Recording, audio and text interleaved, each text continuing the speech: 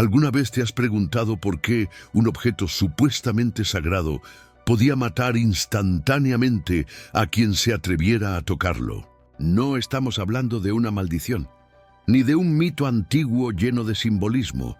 Estamos hablando de un artefacto real, descrito con precisión en el texto bíblico, un cofre de madera cubierto de oro, custodiado por querubines, que desataba muerte, fuego y temblores donde quiera que aparecía, el Arca de la Alianza, el objeto más sagrado de Israel, y tal vez el más peligroso que haya existido jamás. ¿Por qué el contacto con el arca resultaba mortal? ¿Acaso era un simple castigo divino o algo más? ¿Una energía? ¿Una tecnología? ¿Un poder que aún hoy sigue activo? Durante siglos, esta reliquia ha estado envuelta en misterio.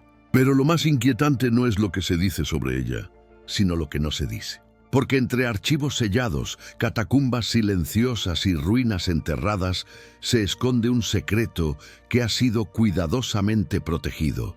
Un secreto que el Vaticano conoce y que decidió ocultar. No por temor a la superstición, sino para proteger algo mucho más frágil. Su poder. Quédate conmigo, y si te apasiona descubrir los secretos más ocultos de la Biblia, comenta desde qué ciudad estás viendo este video. Y suscríbete al canal para que más personas puedan acceder a estas revelaciones que han estado escondidas por siglos. Vamos ahora a recorrer las páginas ocultas de la historia sagrada, a escuchar las voces que fueron silenciadas y a preguntarnos qué ocurre cuando un objeto divino no es lo que nos dijeron que era. El silencio dentro del santuario era espeso como incienso. No se oía nada, salvo el eco lejano del viento golpeando la tela del tabernáculo. Allí, tras la cortina del lugar santísimo, reposaba un objeto que no dormía. No emitía sonido, no se movía, pero todos sabían que estaba despierto. Aquel cofre, tallado en madera de acacia, recubierto por dentro y por fuera con oro puro, era más que un símbolo. Era una presencia. Una advertencia. Los sacerdotes entraban temblando, aún después de días de purificación, sabiendo que un error, una palabra fuera de lugar, un paso indebido, una duda en el corazón, podía costarles la vida. No era exageración ni mito. El Arca de la Alianza mataba, no una vez, no en secreto, sino de forma pública, repentina, casi ritual, como si obedeciera una lógica precisa que nadie lograba comprender. El relato de Usa es solo uno de muchos. Él solo quiso estabilizar el arca cuando ésta parecía caer de un carro inestable. Extendió la mano, tal vez con la mejor intención. No insultó a Dios, no pronunció blasfemias. Solo la tocó y cayó muerto en el acto. Nadie entendió lo que ocurrió. El rey David, que estaba presente, quedó paralizado. Mandó detener la procesión. Canceló todo y pronunció una frase que aún resuena. ¿Cómo ha de venir a mí el arca del Señor? Porque no era un objeto que uno pudiera simplemente llevar. No era un trofeo, ni un símbolo hueco. Era algo que exigía distancia, respeto, precisión. Durante su paso por territorio filisteo, ocurrió algo aún más extraño. Donde quiera que el arca era colocada, estallaban plagas, tumores, caos. En Ashdod, en Gat, en Ecrón, como si la tierra misma rechazara su presencia, no hablaba, no se movía, pero mataba, silenciosa, exacta, sin advertencias, como si tuviera un protocolo, una programación, como si el arca no fuera un relicario divino, sino una máquina. La idea parecía impensable, una máquina en el centro del culto más antiguo de la humanidad. Pero los registros, dispersos entre pergaminos sagrados y relatos olvidados, empezaban a alinearse como piezas de un diseño más complejo. Uno que sugería no solo fe, sino funcionamiento. Los levitas lo sabían. Aquellos hombres elegidos desde el nacimiento para custodiar el arca no eran simples cantores ni acarreadores de objetos sagrados. Eran especialistas. Cada uno tenía una función exacta. Un error en la secuencia, un movimiento fuera del orden y alguien moría. No podían tocarla directamente. La transportaban mediante varas de madera, insertadas en anillos laterales que jamás debían ser removidos. Ni siquiera el sumo sacerdote podía verla sin riesgo. Solo en el día de la expiación, tras una preparación exhaustiva, podía entrar al recinto donde se encontraba. Y aún así, no siempre salía. Lo curioso es que, incluso en medio de estos relatos sagrados, el lenguaje cambia. Ya no se habla solo de presencia divina o gloria del Señor. Se habla de fuego que sale de entre los querubines, de una voz que habla desde el propiciatorio, no desde los cielos, sino desde un punto específico en el espacio. Esa voz se manifestaba entre dos figuras de oro con alas extendidas, un punto fijo, un centro. Como si hubiese una frecuencia, como si la materia misma obedeciera instrucciones allí, y cuando la obediencia se rompía, no caía una maldición mística, sino una consecuencia inmediata, directa, casi física, como una descarga, como un circuito interrumpido. A lo largo del tiempo, los relatos de muertes por contacto no disminuyeron, sino que se volvieron más selectivos. Como si el arca respondiera a ciertas condiciones. No era aleatoria, no era caótica, era precisa. Y esa precisión no parecía tener origen humano, ni tampoco simbólico. La pregunta que empezaba a tomar forma entre los eruditos más atrevidos no era ¿por qué?, sino ¿cómo? ¿Cómo funcionaba realmente el arca? En los años siguientes, el arca fue desapareciendo de los registros, como si su propia existencia se hubiera vuelto incómoda. No se menciona en las listas de tesoros llevados al exilio. No aparece entre los objetos devueltos tras la reconstrucción del templo. Nadie declaró haberla destruido. Nadie celebró su recuperación. Simplemente dejó de estar. Pero la memoria de su poder persistía, como una quemadura que sigue latiendo bajo la piel. Los sabios hablaban de ella con un respeto que rayaba en el miedo. Algunos decían que fue escondida en una cámara secreta bajo el monte del templo. Otros, que fue llevada al desierto por sacerdotes fieles antes de la invasión babilónica. Algunos, incluso, susurraban que nunca fue hecha por manos humanas, sino que descendió ya terminada, entregada por entidades cuyo nombre no debía pronunciarse. Lo que sí era cierto es que su ausencia no eliminó el temor. Por el contrario, los ecos de su poder, muertes inexplicables, relatos de incendios espontáneos, luces en templos abandonados, continuaban alimentando una leyenda que se resistía a morir. Y entonces, siglos después, cuando los cruzados llegaron a Jerusalén y comenzaron a excavar en los rincones más antiguos del templo, las historias renacieron. No como mitos religiosos, sino como rumores militares. Hombres que cavaban de noche. Manuscritos que hablaban de un dispositivo sellado. Monjes que desaparecían. Cofres que nunca debían abrirse. Fue entonces cuando una nueva figura entró en escena. Silenciosa, imponente, el Vaticano. Conocedor de la historia, guardián de secretos, heredero de los documentos más antiguos y de los testimonios más temidos. Y según ciertos registros, el último en tener acceso a las copias detalladas de las medidas, los materiales y el procedimiento de activación del arca, porque si el arca era una máquina, alguien debía saber cómo operarla. Y si alguien sabía cómo operarla, entonces debía decidir, ¿la humanidad está preparada para conocer la verdad? Y la respuesta al parecer fue no. El aire en el interior del tabernáculo no era simplemente aire. Estaba cargado de algo más denso, más vivo. Una vibración sutil que se colaba por la piel y erizaba los vellos del cuello. Cuando el sacerdote cruzaba la última cortina, sentía cómo el mundo exterior desaparecía tras él. No quedaban muros, ni personas, ni tiempo. Solo el susurro de las vestiduras, el aroma espeso del incienso y delante. Esa forma, el arca no se alzaba ni brillaba. No se movía, pero parecía mirar, como si estuviera esperando algo. No una plegaria, sino una señal específica, una palabra correcta, una frecuencia precisa. El sacerdote no podía simplemente entrar y orar. Antes debía bañarse, vestir lino puro, abstenerse de contacto humano, recitar salmos antiguos. El ritual no era opcional, era el protocolo. Y no parecía diseñado para complacer a un Dios invisible, sino para proteger al hombre de algo tangible, potencialmente letal. El interior del arca era madera, pero su revestimiento era oro, oro por dentro, oro por fuera. No como adorno, sino como si cada superficie tuviera que estar conectada, energéticamente cerrada en sí misma.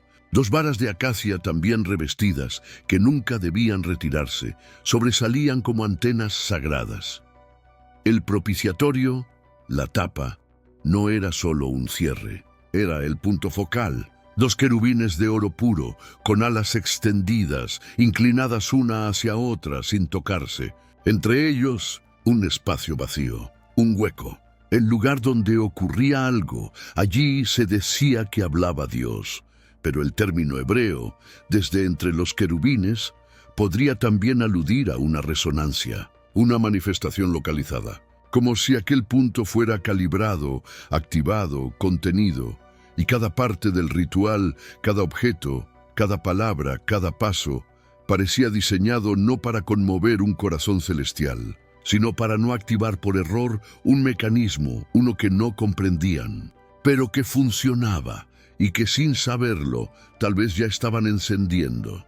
Cuando el sacerdote se aproximaba al arca, cada elemento de su cuerpo debía estar en sincronía con lo sagrado. Las campanillas cosidas al borde de su túnica no eran ornamentos, sino señales de vida. Si dejaban de sonar, era porque algo había salido mal. Un cordón atado a su tobillo servía para arrastrarlo fuera, sin que otro entrara a morir. Pero lo más intrigante estaba sobre su pecho, el pectoral del juicio. 12 piedras preciosas, dispuestas en filas, inscritas con los nombres de las tribus. No era joyería religiosa, era una especie de interfaz, un panel simbólico o quizá operativo. Algunas de esas piedras, ónix, rubí, berilo, poseen propiedades piezoeléctricas. Pueden generar carga al ser sometidas a presión. Y eso no parecía una coincidencia. El efod, sobre el cual descansaba el pectoral, estaba tejido con hilos de oro y lino retorcido, materiales conductores y aislantes. El Urim y el Tumim, instrumentos para recibir respuestas de Dios, se colocaban dentro del pectoral. Nunca se explicó cómo funcionaban, solo que emitían respuestas, luz, vibración, algo. Y si todo eso no fuera solo ceremonial, y si formara parte de un sistema más amplio, uno que requería un operador entrenado, un conjunto de condiciones precisas, una estructura diseñada para contener energía. El tabernáculo, al fin y al cabo, era una caja dentro de otra caja, una carpa metálica forrada de pieles, con medidas exactas, orientadas según coordenadas específicas. Y en el centro, el arca, como un núcleo generador separado por múltiples capas del mundo exterior, como si su activación no solo fuera peligrosa, sino también mensurable. En los textos antiguos no se habla de misticismo, se habla de resultados, fuego que descendía, resplandores que cegaban, voces, ruidos, efectos sobre la materia. Nadie podía tocar el arca, nadie podía mirarla de cerca. Nadie podía permanecer junto a ella por demasiado tiempo sin sentir sus efectos. Era reverencia o radiación. Algo dentro del santuario respondía a las condiciones del entorno, como una máquina latente esperando la secuencia adecuada. En ciertos momentos del día, cuando la luz atravesaba la entrada del tabernáculo y se filtraba entre las cortinas internas, el polvo en suspensión comenzaba a vibrar. Un zumbido apenas audible se mezclaba con los cantos, y los sacerdotes lo atribuían a la presencia divina. Pero en los registros más antiguos, esos que rara vez se leen en voz alta, se insinúa otra posibilidad. Algunos textos describen que, al activarse, El arca producía un sonido profundo, como el de muchas aguas. Otros que brillaba desde dentro sin fuego visible.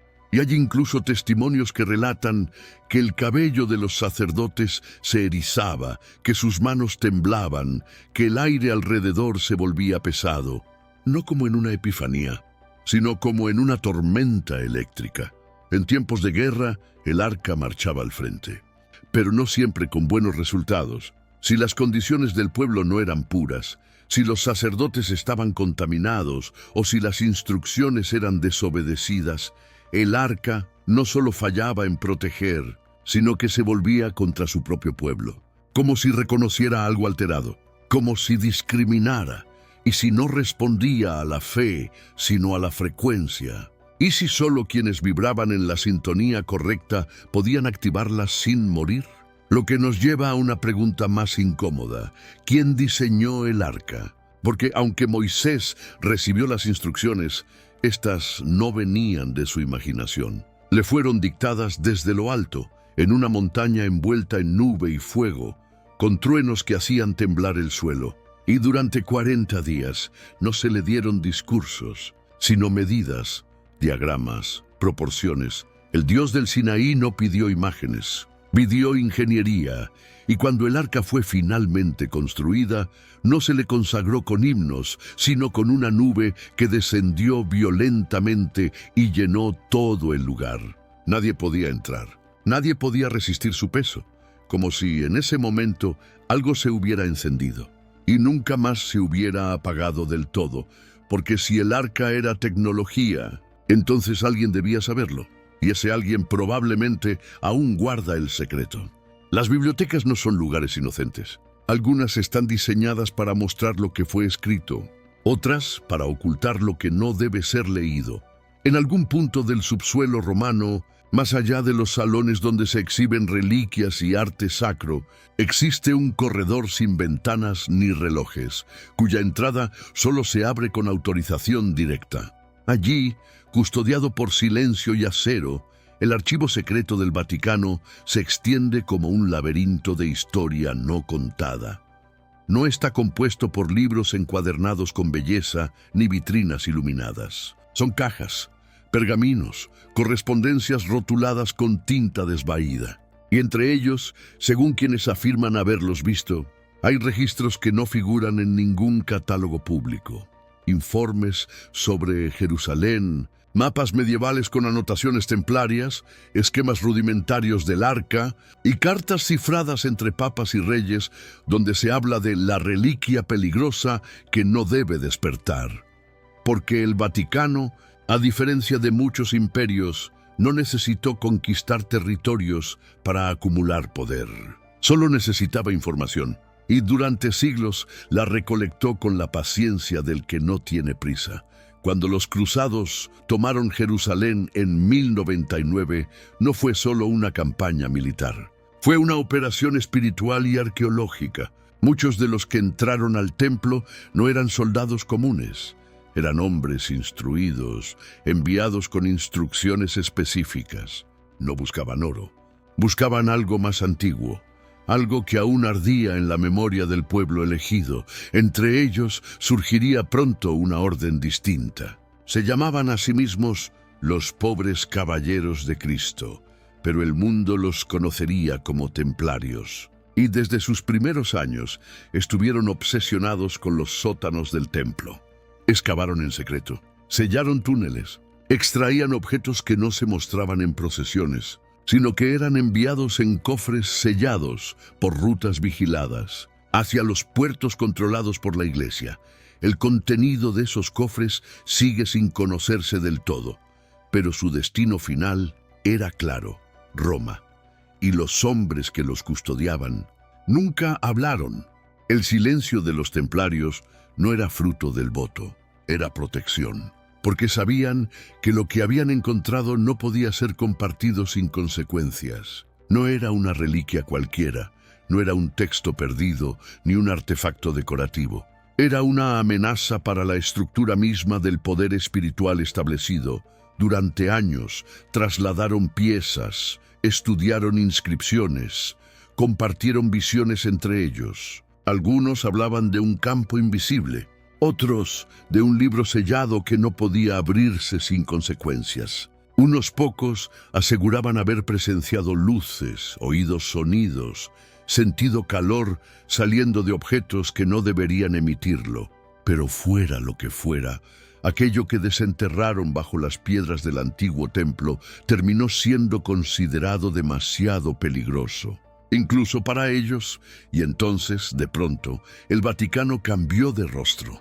La orden más poderosa de la cristiandad fue acusada de herejía. Se redactaron cargos, se construyeron pruebas, se convocó al rey de Francia, y en una madrugada precisa de octubre de 1307, los templarios fueron arrestados simultáneamente en todo el reino. Muchos fueron torturados, otros ejecutados, y lo que habían encontrado desapareció. Los documentos sobre esa purga aún existen, aunque no todos han sido liberados. Algunos están bajo clasificación vaticana, otros bajo sellos de monarquías europeas que aún prefieren no abrir ciertas puertas. Pero lo que sí se sabe es que el Papa Clemente V, el mismo que firmó la disolución de la orden, recibió informes que mencionaban expresamente el Arca de la Promesa, no como símbolo, como objeto. Desde entonces, el Vaticano se ha mantenido extraordinariamente silencioso sobre el tema. Ni en catecismos, ni en declaraciones oficiales se detalla el destino del arca. Se admite su existencia histórica, pero se evita cualquier referencia a su poder, como si tocar el tema fuera aún peligroso, como si el conocimiento por sí solo pudiera reactivar algo que nunca debió ser despertado. Algunos años después de la disolución templaria, el Vaticano comenzó a reorganizar sus archivos. Se construyeron cámaras subterráneas, se trasladaron documentos a lugares más inaccesibles y se establecieron nuevas normas de acceso. Solo ciertos cardenales podían consultar determinados textos. Otros requerían permisos dobles, y algunos, los más antiguos, fueron marcados con signos que solo unos pocos sabían interpretar. Uno de esos símbolos era una cruz con extremos en espiral. No figuraba en ningún catecismo ni en escudos oficiales. Era una marca interna. Según ciertos investigadores que accedieron brevemente a reproducciones parciales del archivo, antes de ser silenciados o desacreditados, esa marca aparecía en documentos relacionados con energía, con manifestaciones lumínicas y con planos de una caja. Las descripciones coincidían casi al detalle con el modelo del arca descrito en el libro del Éxodo, pero lo más perturbador era que esas representaciones no eran de origen hebreo, sino copias medievales, trazadas con instrumentos europeos, escritas en latín eclesiástico, como si alguien, siglos después de Moisés, aún supiera cómo reproducir el diseño, y lo estuviera intentando reconstruirla, o intentando comprenderla. En ambos casos, el peligro era real, porque si el arca era una máquina y no una metáfora, entonces su reactivación podría producir fenómenos que la Iglesia no estaba dispuesta a explicar públicamente. Lo que estaba en juego no era solo un dogma, sino el monopolio de lo divino. Por eso, cada intento de excavación profunda bajo el monte del templo ha sido detenido. Cada informe arqueológico que roza el tema es filtrado, y cada hallazgo que se acerca demasiado a lo que no debe ser hallado, desaparece, sin explicación, sin eco, no por falta de pruebas, sino por exceso de implicaciones, porque si el arca volviera a la luz del día, si demostrara que la presencia divina pudo haber sido tecnología avanzada, ¿qué quedaría en pie? ¿Qué autoridad podría sobrevivir a esa verdad? Y esa tal vez sea la razón más poderosa para esconderla. El calor en Aksum no es un simple fenómeno climático.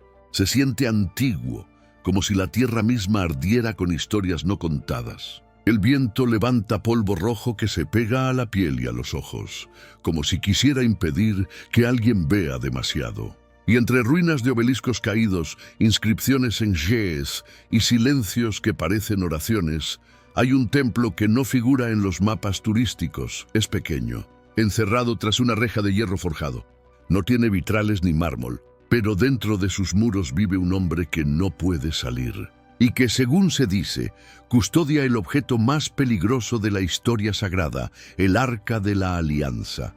La historia parece imposible, pero en Etiopía se narra con la tranquilidad de lo cotidiano. Según el Kebra Nagast, el libro sagrado de la Iglesia Ortodoxa etíope, el arca fue llevada allí por Menelik I, hijo del rey Salomón y la reina de Saba, no como un robo, sino como una transferencia voluntaria, como si Jerusalén supiera que su tiempo había pasado y que la presencia debía moverse hacia el sur. Desde entonces, la tradición afirma que el arca nunca ha abandonado suelo etíope. Ha sido custodiada por generaciones de monjes, cada uno viviendo y muriendo sin salir jamás del recinto. Nadie más puede verla, nadie más puede tocarla. Ni siquiera los líderes religiosos más altos. Muchos han intentado confirmar esta historia.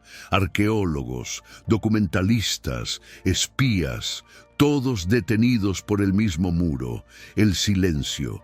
Y sin embargo, hay señales. En ciertas noches, según algunos testigos locales, una luz brota desde la cúpula del templo. Algunos animales evitan la zona. Equipos electrónicos dejan de funcionar. Los pájaros no anidan cerca, y cada monje que acepta la misión de custodiar el arca muere joven, no por enfermedad, no por violencia, sino por desgaste, como si aquello que habita dentro del objeto aún emitiera algo, como si el arca, dormida bajo las piedras de Axum, siguiera respirando. El templo se llama Iglesia de Santa María de Sion, y a simple vista no parece distinto de otros recintos ortodoxos del Cuerno de África. Sus muros son de piedra envejecida, sus campanas suenan graves y lentas, y el patio exterior está cubierto por raíces de árboles antiguos. Pero hay una capilla adyacente, más baja, más oscura, a la que nadie entra, excepto uno. El guardián del arca es elegido en secreto. Vive solo, no recibe visitas, no tiene contacto con el mundo exterior más allá de una ventana por la que se le pasan alimentos y agua. Su voz rara vez se escucha, y sus ojos, según quienes lo han visto de lejos, parecen cargados de una intensidad que no es de este siglo. Nadie conoce su nombre verdadero. Solo se sabe que, tras asumir su puesto, no vuelve a salir con vida.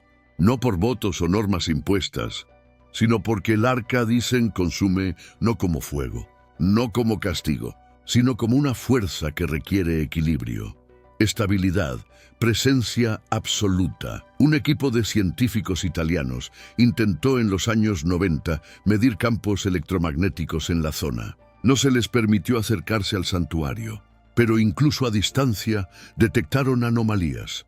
Picos de radiación no ionizante, campos estáticos anómalos, alteraciones en el comportamiento de pequeños mamíferos. El informe fue archivado, nunca publicado formalmente, y sin embargo los rumores crecieron, porque en la ciudad de Axum las personas no miran la capilla con devoción, sino con respeto tenso.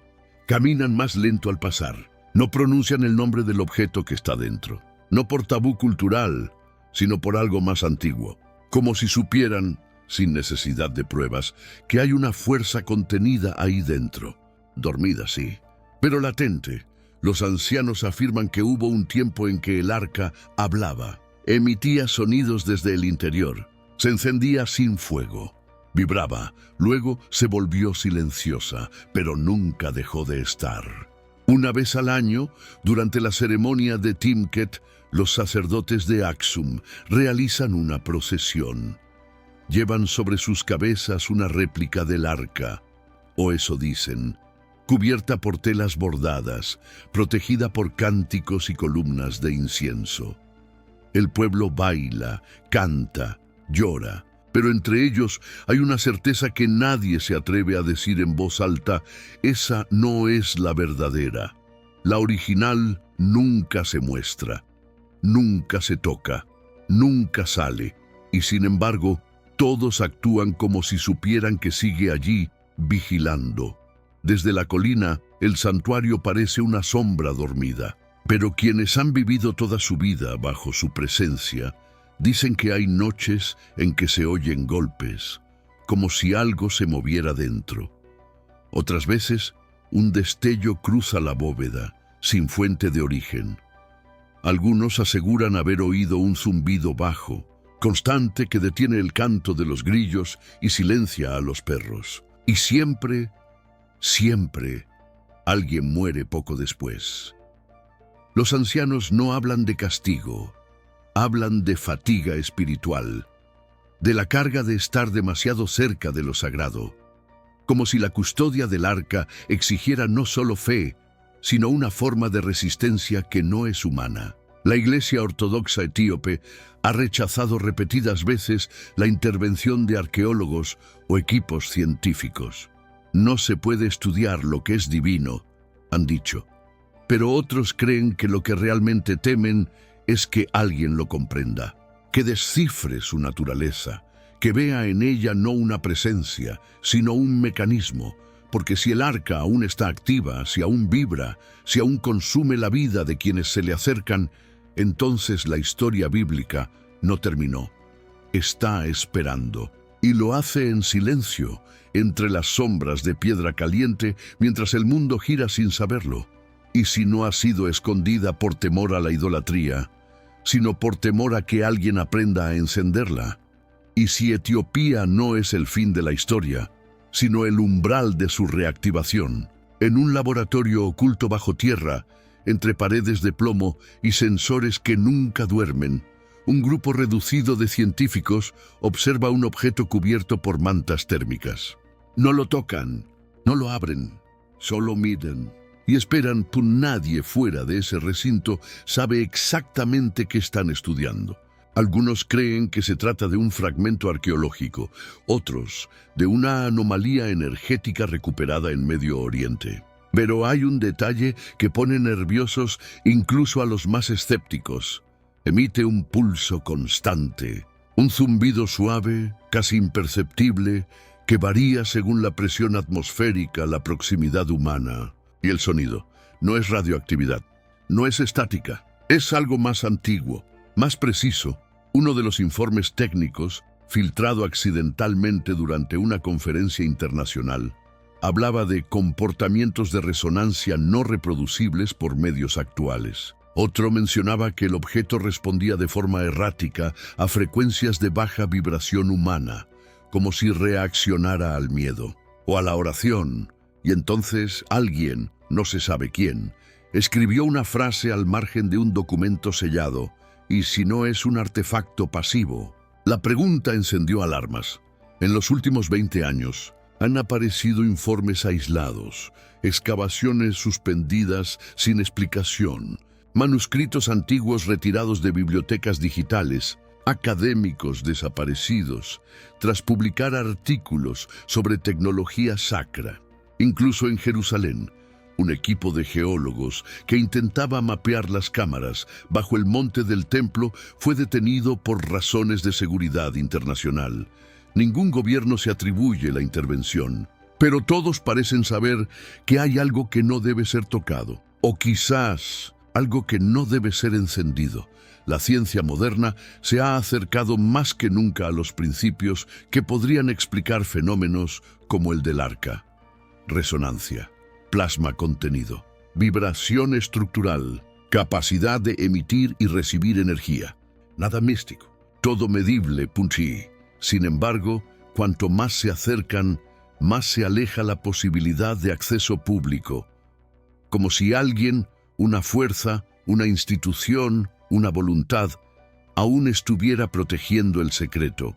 En ciertos círculos científicos el arca ya no se discute como mito, sino como prototipo. Algunos físicos teóricos han empezado a trazar paralelos entre sus descripciones bíblicas y lo que hoy conocemos como generadores de plasma confinado, resonadores cuánticos o reactores portátiles de energía dirigida. No se atreven a afirmarlo en público, Pero en privado reconocen las similitudes, materiales nobles, condiciones específicas, respuestas inmediatas al contacto humano. Un investigador israelí, cuya identidad permanece en clave, afirmó haber encontrado, entre rollos del Mar Muerto, una serie de pasajes que describen cómo la presencia del arca alteraba la temperatura del entorno, deformaba la luz y provocaba visiones. No en términos místicos, sino físicos, como si se abriera un umbral, escribió. Pero ese manuscrito fue retirado, digitalmente eliminado, y poco después, el acceso a esa colección fue restringido sin explicación. En paralelo, ciertas potencias han financiado proyectos que oficialmente buscan fuentes de energía alternativa. Pero los informes internos describen algo distinto, intentos de replicar un fenómeno que nadie comprende del todo. Experimentos con estructuras metálicas recubiertas en oro, cámaras de vacío, vibraciones inducidas con sonido sagrado. Lo llaman proyecto de armonía energética y sin embargo ninguno ha logrado replicar el efecto. Quizás porque falta algo que no se puede medir, que no cabe en ecuaciones, que no se encuentra en laboratorios, el elemento humano, porque en todos los relatos antiguos, el arca no era solo un artefacto, era una prueba, un punto de encuentro, una línea divisoria entre quienes podían acercarse y quienes eran repelidos. Como si leyera el alma, como si distinguiera entre intenciones, como si respondiera no al toque físico, sino a la calidad de presencia. Y tal vez por eso, por ese factor impredecible, nadie ha podido controlarla del todo, porque el verdadero poder del arca no estaba en su diseño, sino en su capacidad de elegir. En el fondo, la pregunta nunca fue solo tecnológica, ni siquiera teológica. Fue una cuestión de equilibrio entre lo conocido y lo temido. Durante siglos, el arca ha sido tratada como un secreto vergonzoso, no por su poder destructor, sino por lo que implica, que lo divino no es abstracto, sino tangible, medible, operativo, y que en algún momento de la historia, el hombre tuvo acceso directo a esa interfaz sagrada y no supo qué hacer con ella. Las instituciones que heredaron ese conocimiento, iglesias, monarquías, órdenes secretas, entendieron que revelarlo no solo trastornaría la fe de millones, sino que cambiaría el centro de gravedad del poder mundial, porque si lo sagrado puede ser activado, entonces también puede ser replicado, controlado, arrebatado, y ningún imperio, ni espiritual ni político, sobrevive a una verdad tan libre. Por eso, hasta hoy, el arca sigue siendo un tema incómodo. Se menciona en sermones, sí, pero como metáfora. Se estudia en universidades, sí, pero como reliquia, nunca como lo que los antiguos textos realmente describen. Una fuerza viva, latente, peligrosa y posiblemente aún activa. Tal vez está enterrada, o bajo vigilancia militar, o custodiada por hombres que han hecho voto de silencio eterno. O tal vez, y esta es la posibilidad más inquietante, está esperando, no para ser encontrada, sino para ser comprendida, porque el mayor temor de quienes la ocultan no es que alguien la vea, es que alguien logre activarla. Y si eso ocurriera, si esa energía volviera a encenderse, si el protocolo sagrado fuera restablecido, entonces el equilibrio que conocemos colapsaría. Religiones, gobiernos, historia, todo sería reescrito por una sola revelación, que aquello que llamamos divino no está tan lejos como pensábamos, solo está dormido, y no para siempre. Así termina nuestro recorrido por uno de los misterios más antiguos y más silenciados de la historia sagrada, no con una respuesta, sino con una pregunta que sigue abierta, como una puerta entreabierta en un santuario olvidado. ¿Y si el arca no era un símbolo, sino un umbral? Un punto de contacto entre lo divino y lo humano, entre el mito y la materia, entre lo que creemos y lo que nunca nos permitieron ver. A lo largo de siglos, reyes, papas, guerreros y monjes han intentado contener este misterio, encerrarlo, protegerlo. Pero el misterio, Como el fuego no se apaga con silencio, sigue ardiendo en documentos sellados, en templos cerrados, en la memoria de pueblos que, sin cámaras ni satélites, aún recuerdan que hubo una vez un objeto que hablaba, que brillaba, que juzgaba y que tal vez aún lo hace. Porque si el arca está viva, como los textos parecen insinuar, entonces lo que está en juego no es solo el pasado, es el futuro de la fe, de la ciencia, de nuestra capacidad de aceptar que lo imposible quizás no lo fue nunca. Si llegaste hasta aquí es porque algo en ti también lo intuye. Y si te apasiona descubrir los secretos más profundos de las Escrituras, comenta desde qué ciudad estás viendo este video y suscríbete al canal. Así, más personas tendrán acceso a estas revelaciones que han sido cuidadosamente escondidas. Hasta hoy, nos vemos en el próximo umbral.